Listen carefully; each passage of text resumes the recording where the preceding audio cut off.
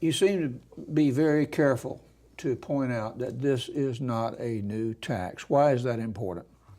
It's important that the voters of Florida understand that because of the importance of funding water and land conservation. We want to make sure they know that a yes vote on Amendment 1 is not a tax increase now or in the future. It actually says that in the financial impact statement that will also appear on the ballot along with the ballot title and summary. And it's critically important that Florida voters understand that voting yes for Amendment 1 dedicates existing funding for water and land conservation and does not increase taxes.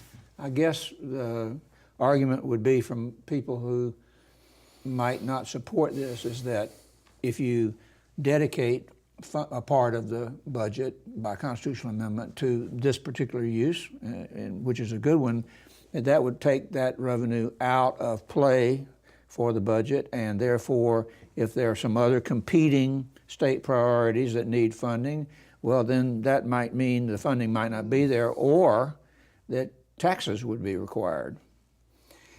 The documentary stamp tax is the historic source of funding for water and land conservation in Florida, really going back to the 60s.